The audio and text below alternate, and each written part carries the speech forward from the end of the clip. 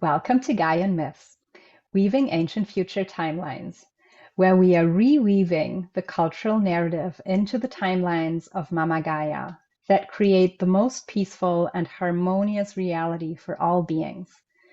Many of the ancient ways and myths of times past are resurfacing today because they teach us how to live in co-creation on this planet with each other and all beings. While at the same time, new structures and modalities need to be set in place. In the co-weaving of these living myths with the visionary, we remember our sacred purpose and place in the tapestry of all life. I'm Julia, Rose Priestess and Women Ceremonialist, and I am here today with Alison Holly. Alison is an Andromedan starseed, channel, and author of the books The Era of the True Creator and Ecstatic Playground, her latest book that was just launched.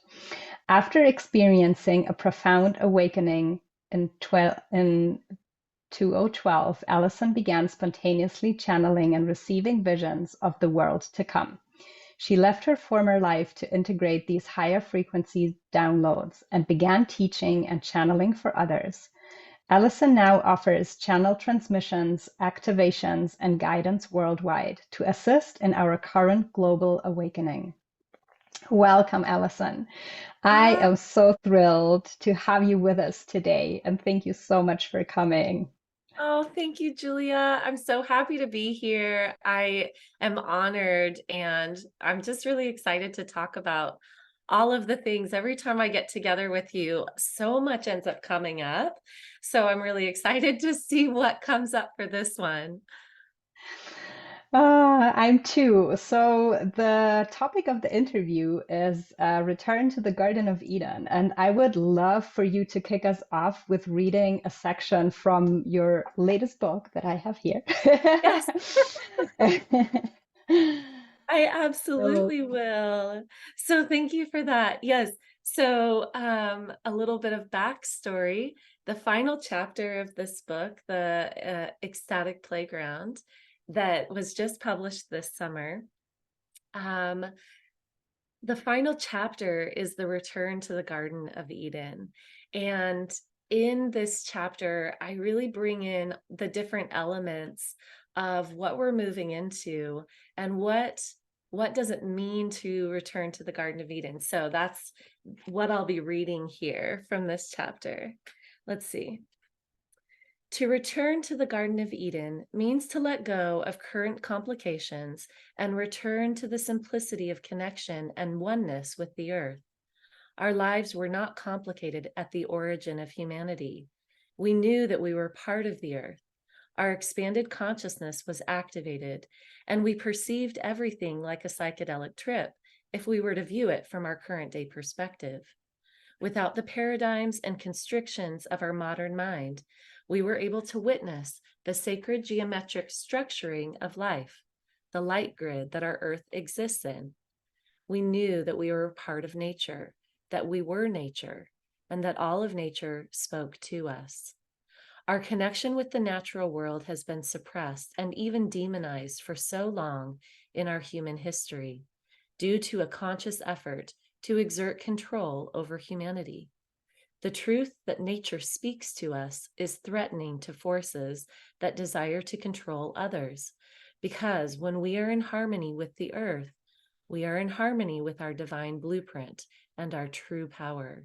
And we know that we don't need anything external to ourselves.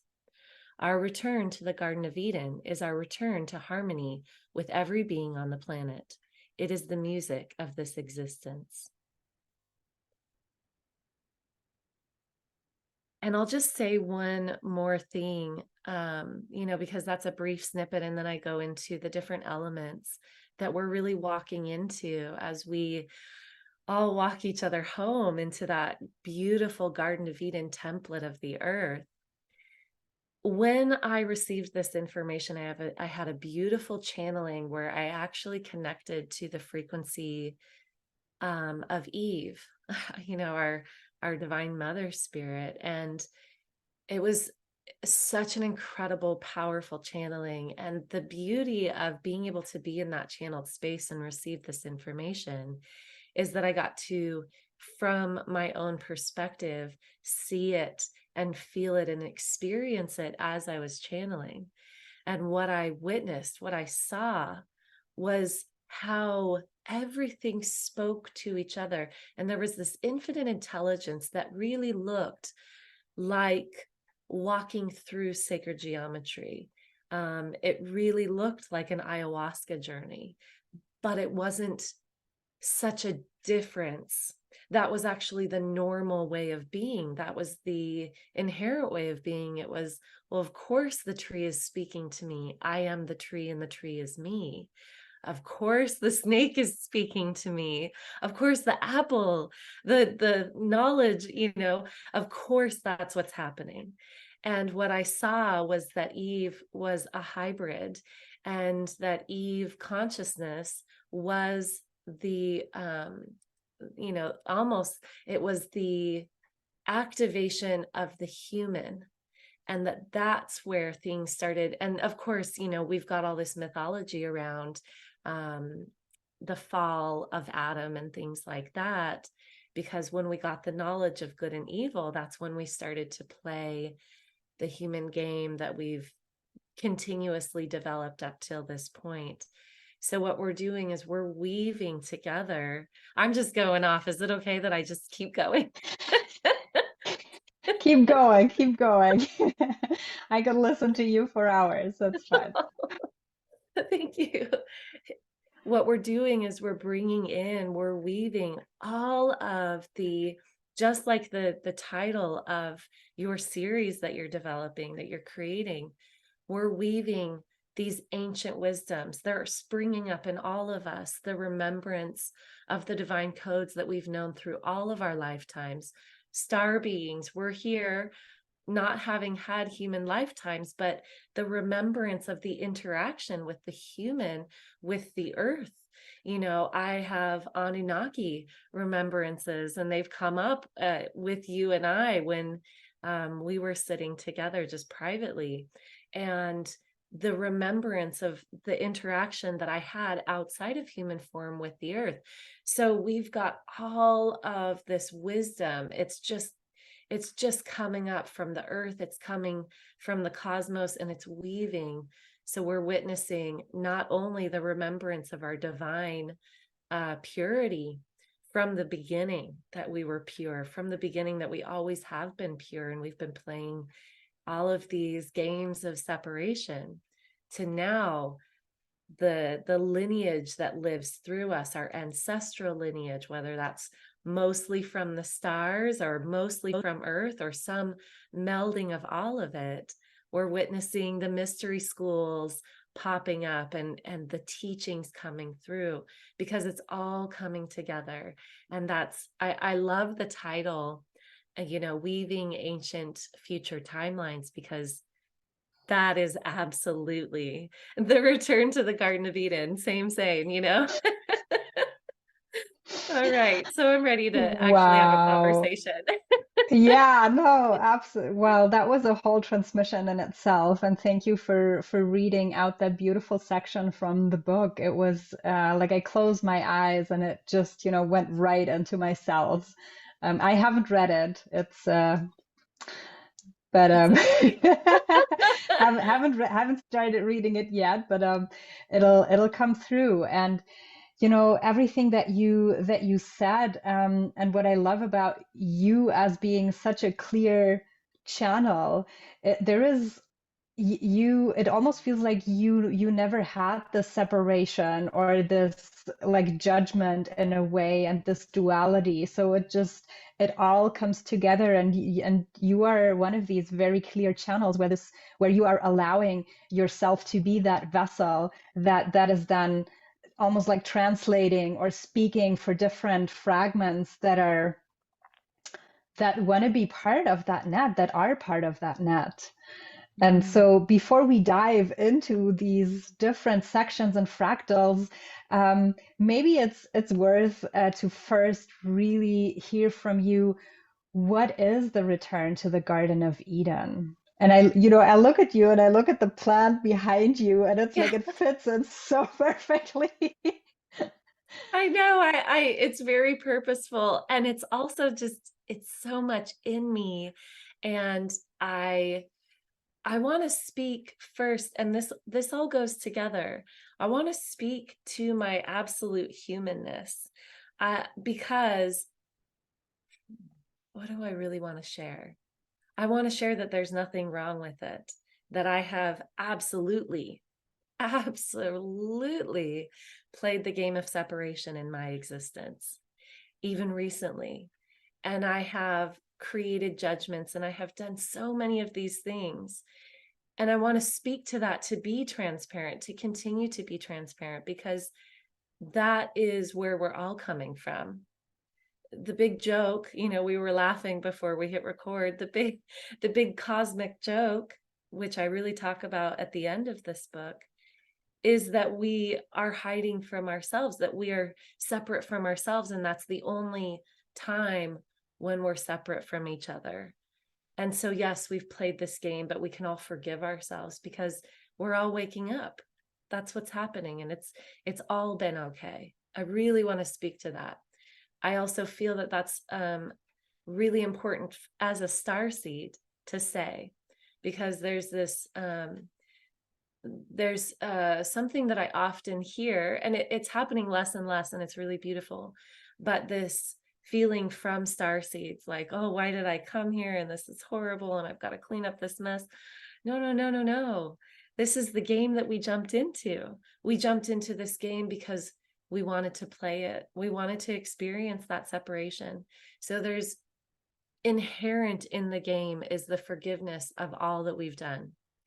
Inherent in stepping into the Garden of Eden is the shedding of the layers of separation, but not to the point where we believe that we have been doing something wrong. It's actually the integration, the beautiful weaving of witnessing ourselves in all of these fractal aspects that have been separated from ourselves, which is, again, it's the only time that we're at war with each other or in judgment with each other is when it exists within. So one of the elements of, first, I'll kind of synopsize. Returning to the Garden of Eden is returning to our original template, our blueprint, and it's combining our, there isn't a separation, but I'll name it this way. It's combining each of our unique individual templates with the rising frequency template of the earth, as the earth is welcoming us all home. And home is a frequency. Home is that alignment frequency. It's the frequency of the choir of all that is singing together, because we are in alignment with ourselves, and therefore we're in harmony with all. So the return to the Garden of Eden is a return to harmony. And I keep using the word return, but as I said before, there's also all that we've gathered before through the games of separation, all of the wisdom of how to return home, all of the keys that we've left ourselves, like this big, choose your own adventure game, and we've left all these clues everywhere.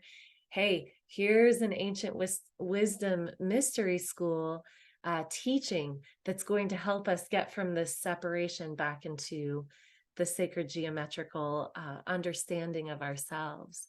So part of that is witnessing. And when we witness, we're present with something. So we're moving from this polarization of swinging back and forth between good and bad, right and wrong, fear and love, right? It's a bit hard to explain that part, but we're moving from the polarity into, as my beautiful friend calls it, the singularity. I have a really lovely friend who I don't even know how he walks through life because he's such an alien. And he's always speaking to me of the singularity. We are one, we are one. And it's just really, really powerful. So we're moving into that, which means we're regathering all aspects of the self, and we're being in present moment with it. And present moment is witnessing the dance of all of the elements as they coexist in harmony.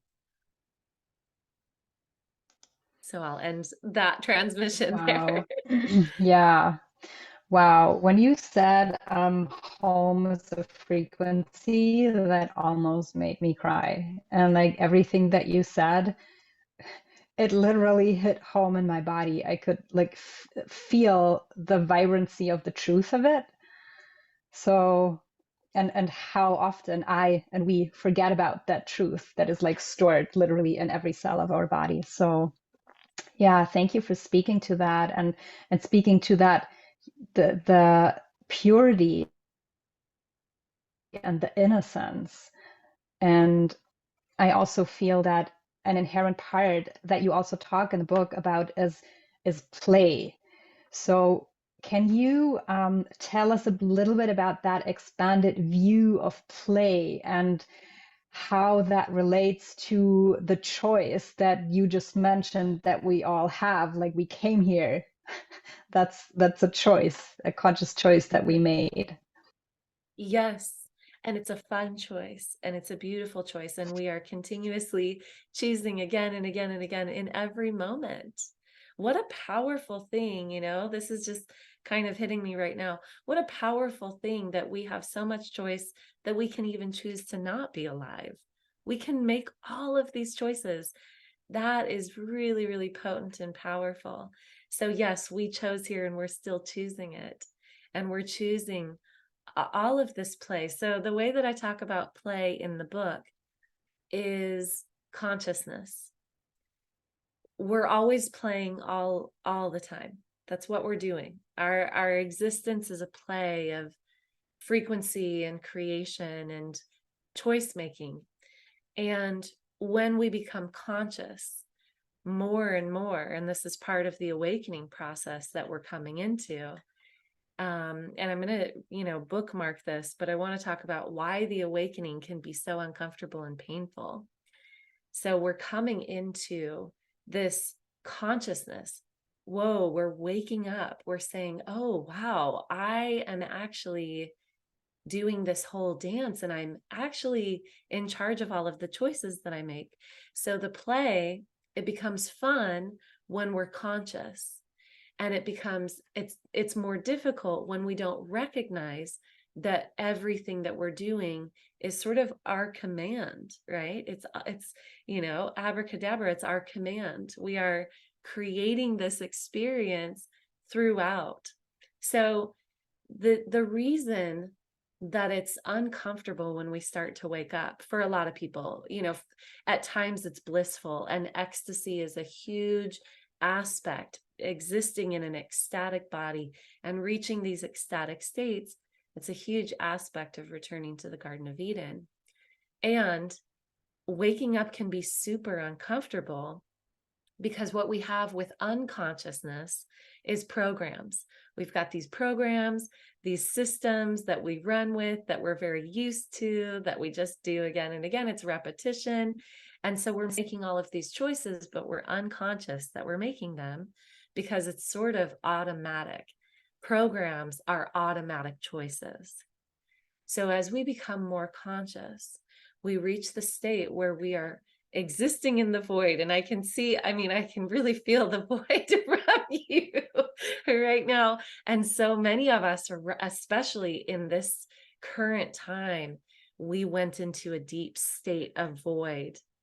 And what that means is we're going back to the original place that we make choice from. We can only ever actually choose on that real level of choosing, not running from programs, when we're in that void, when we're in that 0 point consciousness. And from there, we actually witness. And our choices are so fast and they're so simple, and there's so much less movement. There's less talking for the most part. It's hard to talk when we're in the void because we're in pure creation. So we learn, we go into the void deeper and deeper and deeper, and we learn, how do I move without programs? How do I exist? How do I create without programs? And the mind is going to fight it. The mind is going to fight it. It's going to say, hey, here's a program. it's a lot easier if we just do what we already know how to do. But what we already know how to do, has created a lot of separation. So there's this kind of struggle that is really interesting that happens as we learn to be more and more present and exist within the void. And then from that place, create. And we create and we make those small choices. And we start to witness. It's a little freaky too when we start to enter that space of creation, because we witness how just the smallest movement creates, the fractal experience that we call life. So yeah, we're witnessing our power. We're witnessing how much we're creating. But the beautiful thing is that the more that we're in that void, it might feel really overwhelming to create from that space, but it's inherently more harmonious. It's inherently more connected. It's oneness. It's everything exists now, here, right here. So we're learning how to create from that void space. How to even talk when we're in the void space. That's a whole learning curve by itself. Well, maybe we're going back to one point to telepathically communicating, so there's no We no absolutely, voice. But still, I mean, the voice is the yes. vibration, right? So we don't want to get rid of that completely. Yes. And speaking of, just as a small aside, laughter is an incredible vibration. It's a gift that humans have been given because it actually, when we open up our ability to sort of see multidimensionally, something that I've seen is laughter is like these little explosions. It breaks up the stagnant energy. It connects in this really beautiful, it does, it creates that vibration of interconnectedness. It creates harmony. So laugh through it, breaks up that energy. It's great energy medicine. I see rainbow confetti. Yes. Yes. I love that. Okay, so you took us straight into the void. So you were talking about programs. Is there anything else in terms of limitations or barriers that we encounter while I want to say like we move up the spiral, but that is also keeping us from, that ecstatic state and the frequency of pure play. Mm. So you touched on a lot of things, and I actually really want to speak to a couple of them that aren't directly what you asked. One is that sacred spiral, you know. So I'm going to come back to that. What is it that we encounter as we move through and come into greater awareness? I would say one of the biggest is othering. We start to collapse the realms of the mirroring, right? We start to recognize that we are all of it. So we walk into our God consciousness. God consciousness is the all that is, right? So God is the all that is. God consciousness is recognizing that we are the all that is. And you are God, and all beings are God. So when we other, we're starting to collapse that separation. And it's confusing, right? Because what that inherently brings up is enemy consciousness. It's really interesting that as we're coming into oneness, what gets to be very loud is enemy consciousness. It becomes loud because we're collapsing those realms. We start to witness that we are each other, right? But again, the mind and the programs and everything comes in and fights that, because that feels like a loss of self. It is. It's an integration of the ego. It's not a loss. It's an integration of the ego. We don't shed in terms of pushing things away anymore. We actually bring it all together. So there's a transmutation that occurs within the self and within the mind, where we witness that we are all of it. So as we're witnessing that we're all of it, that fight comes up because we feel like part of us is dying. The individual feels like it's dying. The the ego aspect of ourselves feels like it's dying. And we're like, no, no, no, we're integrating. Come here, ego. Thank you. Thank you for this unique perspective that I can have simultaneous to knowing that I'm all of it. So in steps the multidimensional perspective. That's the antidote to the othering, is being able to hold both, being able to hold all of it. So we're collapsing that othering. But again, inherent to that, and especially if we're not playing with this consciously, or if we don't have that consciousness yet, because even if we're conscious, there are things that we can't see. It's part of the game. It's okay. But we're going to be witnessing. This is why war is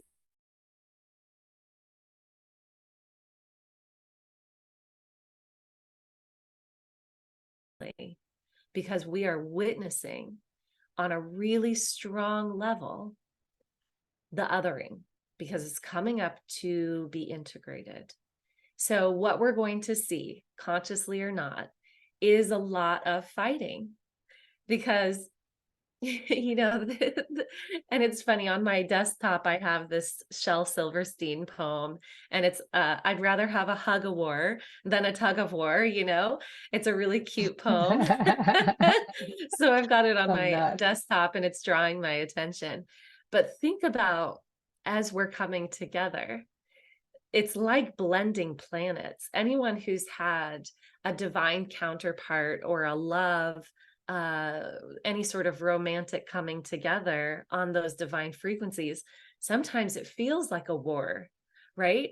We're coming together, we're bringing these two very strong, distinct energies and bringing them into oneness. Nothing is lost, but it is transmuted, right? It's brought to its higher vibrational state. So yes, we're going to witness a lot of contention, a lot of fighting. We're also going to, do you like how I'm saying this with a smile? Because what we are witnessing is, we're witnessing the breaking down. Let's look at Mother Earth, and she shows us how to break things down. We don't look at a tree decomposing and feel horrible about it. We don't have attachment to that. We have attachment to the systems that we're living in as humans. And so as those fall down, it's going to feel scary to our human selves. So the othering is really what's coming up. And it's going to feel amplified. I'm going to use a really irreverent example. It's sort of like a zit, right? Like if you have a zit, it's coming to the surface. It's going to look gross, but guess what? It's already in there. It's just looking gross because it's coming to the surface to resolve itself. Okay. So all of these things are going to be happening. We're going to notice an amplification of the energies that we're breaking down that can no longer move with us into these higher frequencies. Here's the really important thing for all of us to do. Inherent to othering, which is, so I should say inherent to war, is this aspect of othering. So the antidote is to no longer other within the self. Anything that is drawing our attention externally is something that's just being amplified within. That's it. That's it. That's all it ever is. God consciousness is always turning to the inward self. It's confusing when we think from the ego to always be looking within, but we're not doing it from that ego perspective. We're actually doing it from the perspective of, okay, I am the source of the creation that I am living within. That's the game. So I'm going to look within and transmute and bring these aspects of the self into greater alignment and harmony with the all. Okay. And now as each of us do that, we witness it in the world. That's this. That's the return to the Garden of Eden, right? I want to talk just briefly about the spiral that you were talking about. A big part of coming into these frequencies of the Garden of Eden is the collapsing of linear time. So we start to witness the spiral. And what we actually see, what I've been shown, is this spiral is a timeline. What we've previously thought of as a timeline is actually this sacred swirl. And that's one story, one experience, one life lesson being lived. So when you have a soul contract with a person, that's one spiral. Or when you have I guess I would say, a soul contract with a particular theme, and then other people come in to meet that theme, that's one spiral. It starts to collapse. We witness what used to happen, and then it feels like time is amping up because we were moving up that spiral. Oh, here's the same lesson, but I'm a new person, so I'm meeting it in a new way. Now what's happening is we're becoming new so fast that slinky is going psh. It's the spiral is collapsing, and I'm meeting it, and I'm meeting it, and I'm meeting it. Oh, it's collapsed. And now I can move to the next journey. It's present moment. So I know that's a whole lot, but I find it really fascinating, and it's kind of newer to me information. So I wanted to share what that spiral is doing. It's a particular frequency lesson that's written within our blueprint, and we're collapsing those. And that's why time is speeding up. And moving into nonlinear time is part of moving into the Garden of Eden. So much information. Wow. So much powerful. It's not just information, it's really powerful wisdom. And I almost wanted to pause you for a second when you when you were done with the whole like othering and mirroring, because I feel that this is really like one of the key codes that we inherently hold, but we are just not used to play them. It's So, yeah. And this is where forgiveness comes in. And this is where I spoke very clearly to my humanness, because forgiveness is really an act of moving into presence, because in present moment, there's nothing to forgive. So our movement into becoming more and more present is the ultimate forgiveness of ourselves and each other, right? Even though there isn't an other. So it's the ultimate forgiveness of all, recognizing that we've been playing a game and that we're transmuting it into new frequencies. When we lack forgiveness, we are in a program. When we lack forgiveness, it's because we want to keep relooping the story. So that forgiveness is so powerful and important, and it's going to help us through this otherness that's being amplified as it clears. Yeah. Yeah. Wow. So you spoke, or the way that I see it, but you can tell if you have a different perspective, like the forgiveness part. And in the beginning, you also shared with me that you're really grateful for a lot of things in your life right now. And I feel that this is already, I'm going to call it concepts that we, when we have a certain awareness that we work with, but still I feel, there is like this mini quantum leap missing to actually also jump into the play and fun frequency. Yes. So what is it that, at least to me, like feels is not missing, but like is needed in addition? Got it. I feel what you're saying. I feel what you're saying. Like, how do we play? Okay, How this do we is all play? great, but the world is crashing, and how do we play? Right? How do we actually integrate that feeling of play? How do we actually play as gods? That's like the question. That's the question that actually started the writing of this book. I published my last book, The Era of the True Creator, and I was sitting in meditation, and it came to me, and I wrote it down on a sticky note. How can I play more with this? And then I heard study play. That's what your next book is about. Okay, so how do we play? That's the question. How can I play more with this? And even if we just use that as the guiding question, even if we just say, okay, this is coming up. How can I play more with this? That can be a sort of a guiding light for us. One of the, let me gather and hear what I need to, I really need to talk about spontaneity and destruction. So it's a chapter in the book, spontaneity and destruction. And there's a reason that I've been talking about, like, things are going to be falling apart. It's okay, right? It's part of it. We're uncomfortable with that, but that doesn't mean that there's anything wrong with it. In fact, yay, right? Yay, that is falling down, turning into genetic material. There's a reason that we have been getting butterfly as a symbol so much. When we look at what happens with a butterfly, man, nature has so much to teach us about how to move through these processes.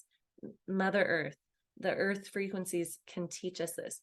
When we witness what happens with a butterfly, it eats everything and then it goes into a chrysalis, right? The caterpillar eats everything, it goes into the chrysalis, and it breaks down into genetic material, meaning it's goo.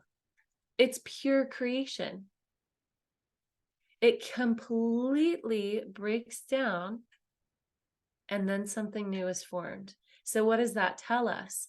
That inherent in the genetic material that is being broken down into what seems to be nothing, form, right? This form that we were attached to, the previous form of the caterpillar, inherent in the genetic material is what it will become. We know before the breakdown even begins what it's going to become. We have it in us. It's just being birthed. So when we see everything breaking down, the purpose that each of us, as whatever we want to call ourselves, new consciousness beings, way showers, light workers, whatever it is, our purpose is to witness the butterfly at the end. We're here to actually, instead of seeing with our eyes the destruction, we're here to see the Garden of Eden. We're here to be the ones that overlay that template, that witness that template. We already know it's already created. Outside of the realms of time, the Garden of Eden is here, right now. It already exists. So our job is to witness that. It's to see it. It's to see that so that the template on an energetic level is structured so that we can walk into it. Okay, so how do we play? We pay less attention to that breakdown and we play in the Garden of Eden. That means that we create. That means that we see ourselves as those full potential realized beings and we behave as them now. That's our work. We shine our light completely. We move into harmony with ourselves. And the play looks like whatever it is for you, right? It's written in your genetic material what your play is. Are you going to be a monarch butterfly? Are you going to be one of those really pretty little white butterflies? Are you going to be, I don't know all of the different names, but it's written in your template. You already know how to play. You already know what you're going to be. That's how you play. So go within, go into, this is how we do it. Go into our template. And I teach about this in my high level coaching group. We go into the template and then we witness what desire wants to be born. What desire? So we follow our desires. This is scary for humans. We want to fight the good fight. We want to do the fight, but we want to do. We want to do the right thing. No, my loves. What's playful for you? What's playful for you? It's written in your template. Your desires are who you are to become. It's your roadmap to your highest self. So follow your desires, and that is going to be playful inherently. So written within me, one of the things that I love to do, very obviously, I don't know if you can tell, I love talking. I love channeling. I love speaking. I love sharing this information. I want to go outside and just like skip and dance and all the things because the frequency flowing through me feels so good. That's in my template, right? What else is in my template? So many things. Playing with my friends, laughing, dancing. Dancing is huge in my template. So we discover our play through allowing the butterfly at the end, the end result to show us, right? The template, what desires emerge from our template. It's written in our genetic code, it's written in our coding. What do we want to do? Let ourselves do it. And again, that's hard because we want to prove ourselves and we want this idea of perfection and all the things. But follow what's in the template. What is fun for you? What is playful for you? It's going to be different for everyone, but that when we're living in that frequency of our own transmission of play is the co-creation of heaven on earth in the Garden of Eden. I love that you pick the image or yeah, the symbol of the butterfly. It's Yeah. actually one of my like secret signs with the universe. So it speaks very much to me. And I've never looked at it in the way that it literally like form becomes formless before it comes form again. So this is quite a miracle in itself. It's And thank you incredible. for reminding us. Yeah, and we witness, this is speaking to the world at large. We witness the breakdown and we're like, gosh, is it ever going to become anything? I even asked myself this question, we're in the void right now. I was just complaining to a friend last night, like, is it ever going to work? You know, that's my human self. And it's yes, because it's written in the structure. The butterfly is absolutely going to be formed from that genetic material. It's written in it. That's why it breaks down to goo. It can't, how much more work would it be for that caterpillar to then like, okay, I'm going to make one leg disappear and then I'm going to like, I don't know, get a glimmer of a wing over here. It's like break it all down, form it. It's written Yeah. in the genetic material. We've got this. It's coming anyway, right? So we can actually just not struggle so much. And I'm telling myself that as I feel it as well. Absolutely. And I think that's just going to become my new mantra on a sticky note on on Yes. my screen. Because, while you were talking, it also came to me that, and I know that we've spoken about this before, it just feels that, especially for people like me who identify as a priestess and like we've had all of those lifetimes and yeah, things that we're not going to go into now, but there is such a huge overlay, especially of shame and like other kind of woundings that it's almost like I don't believe that the codes are within me, or I kind of know, but it's not really something that I have tapped into from a frequency. So I literally like have to pull myself or like drag myself into it and then to just repeat it over and over again. So this becomes the new program literally in my cells. Yes. And I just want to be like, like do a slow clap for all of the beings who have existed in other lifetimes, who have experienced so much. And I want to, imagine me as another version of you when I say this. It's not any sort of like hierarchy of like, oh, I'm a star being and I'm coming to save all of you. It's not that. It's as a star being who has not lived so many earth frequency lifetimes, I want to thank all of you for everything you've done and remind you of how light these frequencies can be, and that there's never been anything wrong on a true level with all of the missteps and all of the, oh man, holding that frequency and it still didn't work, which I know a lot of people who have been priestesses in so many different lifetimes. It's like, I did my best and it's still burned to the ground. I did my best and society still like created this mess of it, right? And remember, forgiveness is being in the present moment. Forgiveness is that movement into the present moment.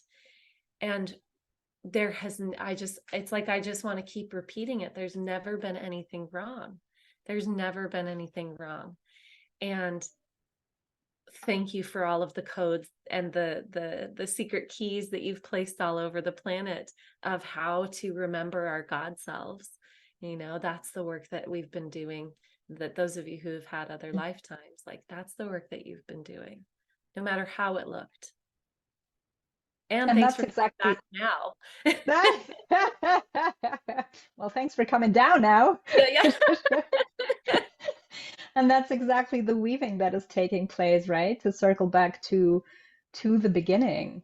And so, yeah, with all of these codes, like this encodedness in ourselves, I would love for you to speak into like if you can, in a nutshell, describe what are the codes of Eden and how do we step into this embodiment part of it? It's so good. It's so good. There's more than enough for everyone,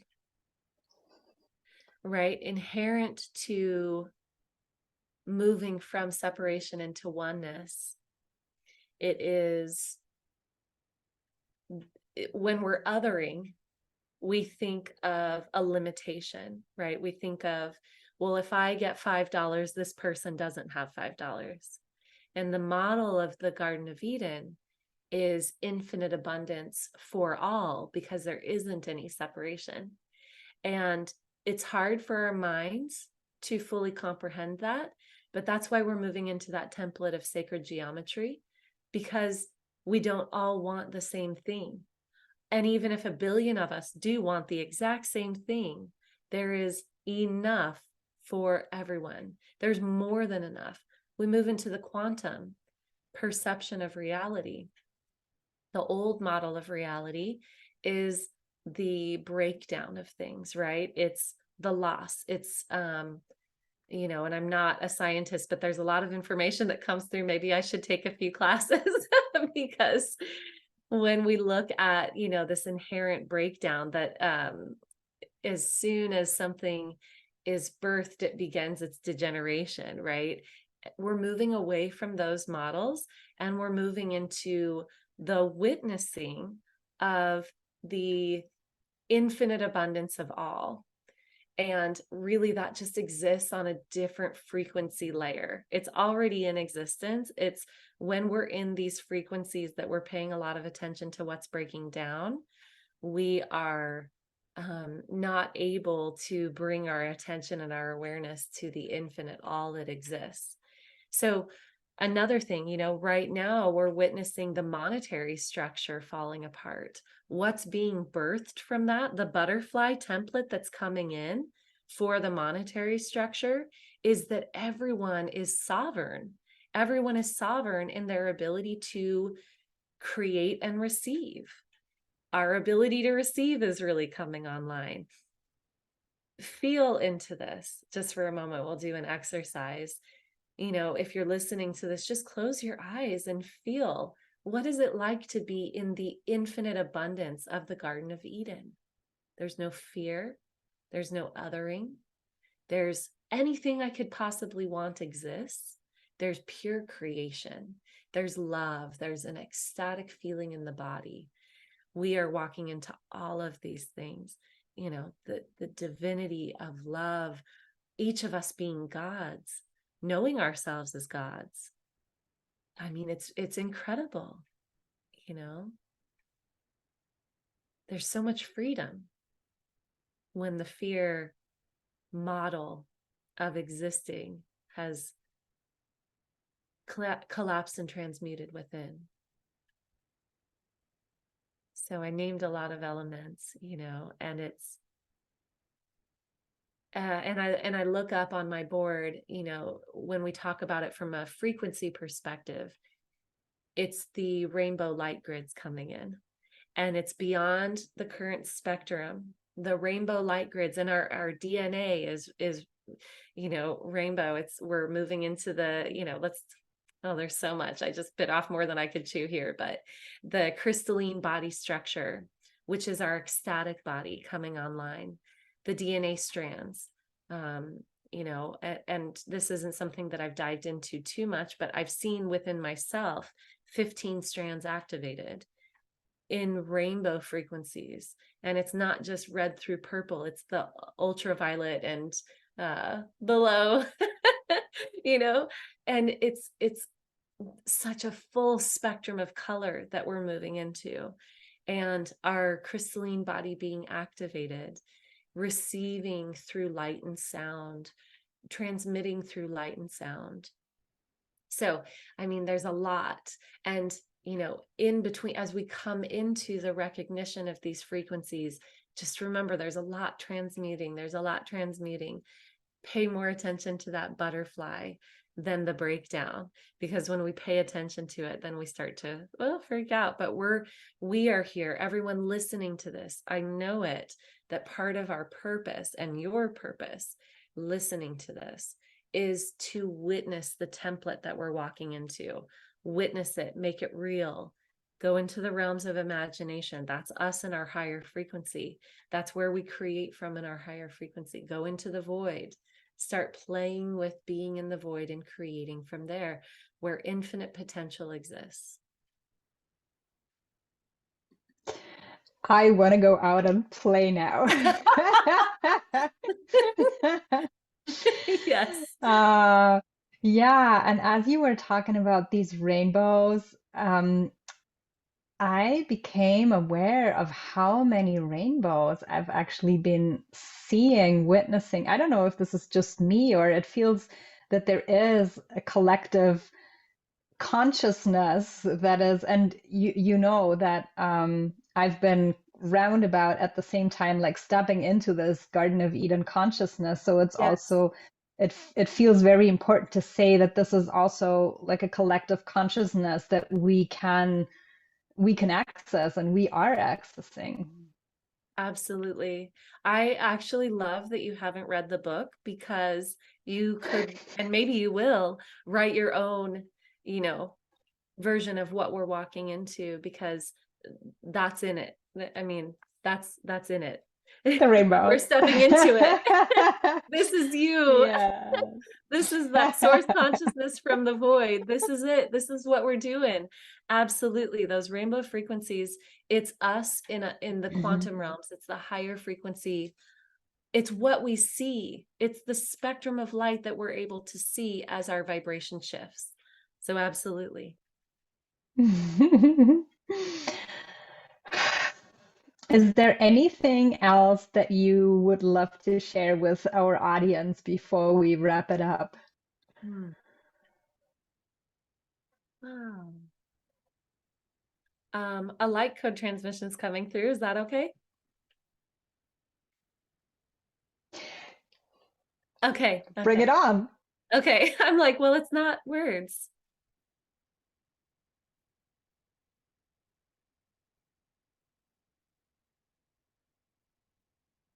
Oh, imi ataka. Uri ini moshoko ala anama.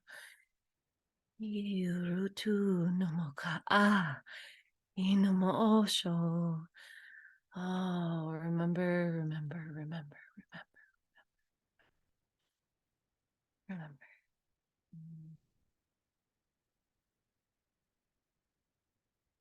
Mm-hmm. That's it. Mm-hmm.